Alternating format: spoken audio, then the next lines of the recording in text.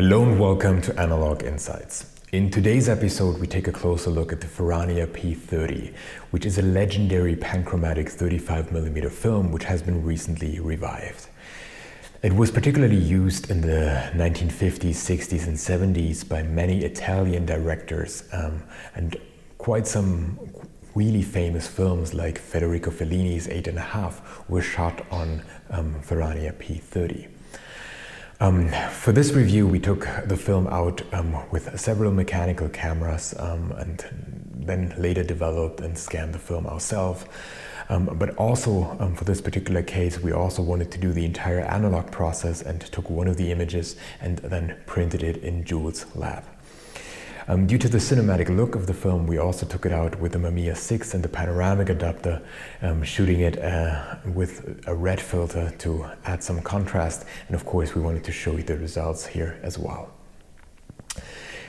Digging deeper into the history of the company Ferrania and the Kickstarter project that they recently did in order to revive the company, I also realized how much connected the story of Ferrania is to today's film market, and I wanted to use the opportunity to take a closer look at the state of the current analog film market and how it relates to companies like FILM Ferrania, but also ADOX, and why maybe we as the film community should sometimes think about supporting these film manufacturers a bit more. So without further ado, let's take a closer look at FILM Ferrania, its history, and also the current state of the film market.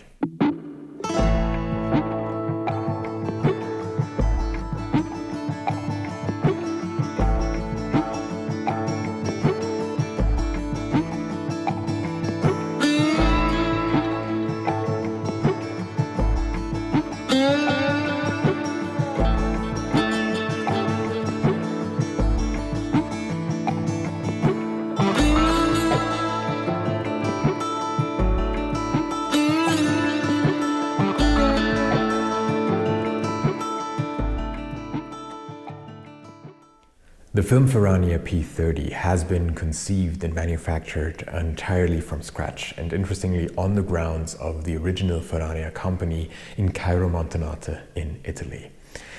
And the history of Ferrania goes back all the way to 1882, and basically it was started as an explosives company, and that later, during the dawn of cinema and Oscar Barnack's invention of the Leica, turned into a film and chemical production company. And to make a long story short, during the 20th century, they really were one of the 5 leading film manufacturers that had the capacity to produce and manufacture both color and black and white film completely in-house. And in the course of their history, the company also supplied various other brands with their film, but it was always Ferrania as a manufacturer under different names hidden behind that. And again, to make a long story short, then they were sold and repurchased several times, but with the dawn of digital and the introduction of the iPhone, interestingly, as they write on their website, the company folded and had to file for bankruptcy. And one of the parts was purchased by the Italian government and so forth. And it really took that Kickstarter campaign that I briefly mentioned in the introduction to revive the company. But what is interesting here is that the founders of what is now FILM Ferrania originally set out to produce very specialized small 16mm cinema film. And in order to do that, they were out on the hunt looking for specialized machines, certain perforators, to produce this 16mm film. And in the course of that quest, they kind of by accident stumbled upon a Ferrania perforator in a museum that was numbered 86. And naturally they were wondering, okay, where are the other 85 perforators? And they found them, interestingly, on location at Cairo Montenotte in Italy, where the Ferrania site was still in place, kind of coming to an end, looking like ruins here and there, but it was still there. And they took a tour of the factory field and realized, okay, it's probably easier to leave the machines here instead of bringing them to our new endeavor that was intended to be set up in Bulgaria. So instead of moving it away to Bulgaria, they had the idea of producing the film on site. And then they had another interesting idea looking at the Ferrania history. Maybe they should focus their efforts on bringing back one of the legendary color reversal films of Ferrania and do a Kickstarter campaign out of it. And they launched a Kickstarter campaign, including a video and all that, pledged to bring that color reversal film back. And eventually they failed after 4 or 5 years. And they explained that in a beautiful fashion, a really transparent fashion by now, in a series of videos on their website. So if you're more interested into that story, take a look at the videos. And they basically failed doing that, but at the same time, what they managed to do is they deviated towards the end and said, okay, because they were lacking the sensitizers and they hit several roadblocks. They explained that a lot of the gentleman agreements they originally had with certain suppliers were not adhered to, so they ended up being left alone and had to produce a lot of the foundational chemicals themselves. And that was really a complex task. They also had to bring back knowledge from old Ferrania researchers. So they brought them into their factory again. To make a long story short, they deviated at the end and set out to revive the P30 black and white film that we're talking about here, and also managed to revive the company. And that's probably the most interesting thing, because they state on their website, as a result of this, quote, "The FILM Ferrania is the first new analog film photography film factory designed and built for the needs of the 21st century film market." And you might wonder, why does this matter? It matters because there is a completely different demand on the film market today than it was in the golden age of film photography, when basically everyone was taking pictures on film. And of course, the large production facilities of the huge film manufacturers had scaled along with the demand. And today they are completely out of proportion. And they describe that when basically visiting the site of Ferrania and the old the grounds there, the old factory grounds. They describe one of the halls, which is basically the size of a football field, and that has a huge film production machine in there, which they call the big boy. And when you start up this machine, it just starting it up and configuring it in order to produce film in the right amount and to get the entire industrial complex process right, it already wastes kilometers of film. And this, of course, is not feasible if you have today's demand on the market. And in 2012, interestingly, a Kodak executive revealed that it would be not commercially viable and economically feasible for Kodak to downsize its production facilities to fit the demand of today's film market. And this is also part of the reason why they recently had to increase prices, of course. But at the same time, they stated, if you are a up-and-coming film manufacturer and from the start you try to match your production facilities to the demand that is out there, then you have huge growth potential because you can actually grow together with the market. And this is basically what companies like FILM Ferrania are setting out to do, and also what ADOX is doing, the German film manufacturer. And if you came across Mirko Bödeker's advocacy and videos that he's doing a great job at kind of bringing that message out there and educating people about today's film market and what it needs and also what it requires from film manufacturers like ADOX. It basically means that, like in the case of FILM Ferrania, you cannot use the old machinery. What they did instead, and this is interesting, they basically moved into the old lab, the old research facility of Ferrania, where they had the smaller size, the smaller scale machines that were originally used to basically prototype and test films before the mass production. So, and now they use the very same machines, and they brought in some of the smaller machines from the big hall in order to do the film processing. But that's basically it. That's what they're using in order to produce the kind of numbers that they need to fulfill today's demand. And ADOX is doing something very similar, trying to find the old, smaller machines, purchasing them up, and then producing their film. And that also sometimes results, of course, in certain films not being produced continuously, so sometimes they're out of stock as a result of that. But at least the production facilities fit the demand, and you don't have that huge amount of waste and huge amount of staff and basically economic overhead that Kodak has to deal with because of the size of their production facilities. And this also ties to the topic of price, as was briefly mentioned, and this is also the reason why Kodak recently announced a price increase, because they still have that burden of the out of proportion production facilities, and cannot really compete on the market without increasing their prices, because the production facilities were made for completely different demand and therefore turnover, and now they have, of course, a much smaller demand. So to make a long story short, it's very, very easy in today's world to be a film brand. So basically just get a film from one of the established manufacturers and get somebody who packages your film, and then you have a nice new release that is being basically other film repackaged. And that we see all sorts of films like that out there. But being actually a film manufacturer in today's market, like ADOX and Ferrania are, with a small scale operation that fits today's demands, this is really tricky, and in my opinion, it's really a worthwhile pursuit, and most of us in the film community should at least consider supporting such companies in their endeavors. So a really long history and long context, but I thought it was important to mention that here on the channel as well.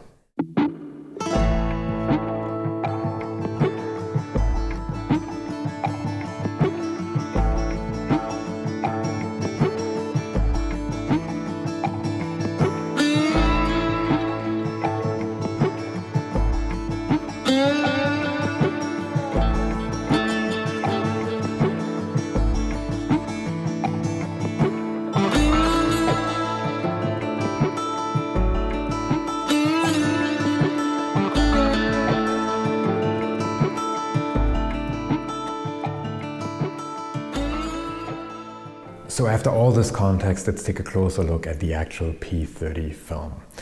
As briefly mentioned before, the original P30 was widely used by Italian directors in the mid-20th century, and several famous movies like Vittorio De Sica's Bicycle Thieves or Federico Fellini's 8½, were shot on P30. Interestingly, after Fellini won 2 Oscars for 8½, the demand for the film was so high that Ferrania could actually provide it in both 35mm and a 120 version, and give non-professional photographers the ability to feel a bit Fellini with their still cameras.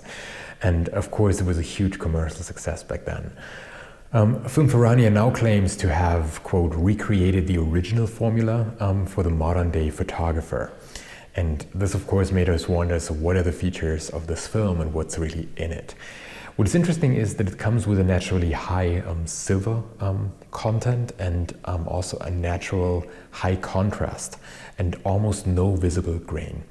It is an ISO 80 film, and Ferrania also recommends to shoot it at ISO 80.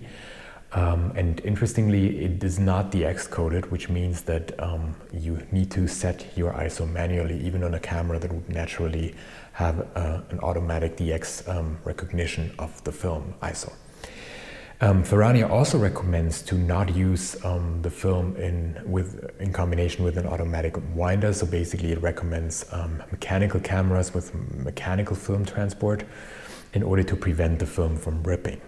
Ferrania also recommends to use basically hand development, so to develop it yourself in a small tank instead of sending it off to a professional lab for similar reasons. With respect to the quality and the tonal range of the film, Ferrania describes the shadows as, quote, deep and rich, and the highlights as, quote, punchy and sharp. And as is common for most black and white films, of course, it is compatible with all sorts of developers. And instead of a classic datasheet, Ferrania put a kind of best practice PDF on their website, and also a table on that website itself, where you can basically draw your inspiration from the community and see who had good experiences developing the film with a certain formula. And in our tests, we could confirm that the film really does have a wide tonal range and comes with a natural contrast that makes it quite interesting, in my opinion.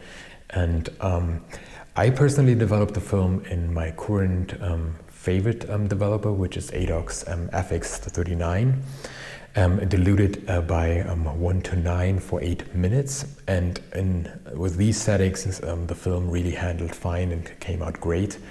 Interestingly, I heard online in some earlier reviews of the alpha version of the film that apparently the film almost jumped out of the canister, and here in my production run version that I have here, this was not the case anymore, so it really handled like any other film in the dark when transferring it into your film tank. The results in generally were great in my opinion, and it could be easily scanned and printed, and this of course was important to Jules and myself to also take one of the negatives into the darkroom and do a proper print of it, in this particular case using Ilford's new multigrade 5 paper. And again, the film's sharpness and really small amounts of grain were demonstrated, especially in the print here as well. For me, the film has become a really solid alternative for my usual preference, which is Ilford FP4. So I also ordered a lot of FILM Ferrania after this particular test here, because I like the look of it so much. And what I particularly like is that it comes with a natural cinematic look and a lot of tonal range, especially in the midtones as well. And speaking of a cinematic look, of course, we also wanted to test it with a panoramic mode. So we took out Jules' Mamiya 6 together with the panoramic adapter and screwed a red filter on it to really get additional contrast and get that cinematic widescreen look. And here we shot it in this particular case at ISO 25, just for changing things up a bit. Had kind of that red filter, which also kind of took away an additional stop, and then developed it in ADOX Atomal 49, which Jules did in this particular case. And again, we were really pleased about the results, and you can see them here.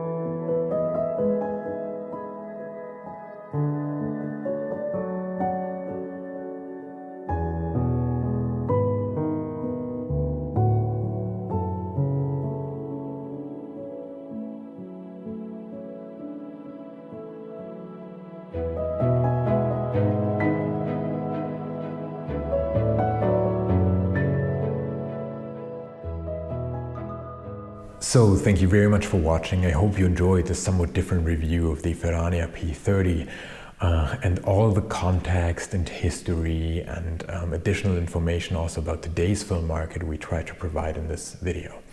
If you did, please remember to like this video and maybe even share it with your friends. And if you want to see more videos like this, please subscribe to our channel. Jules, Greg, and I really appreciate each and every subscriber coming our way. So thanks for watching. I hope to see you soon. Bye.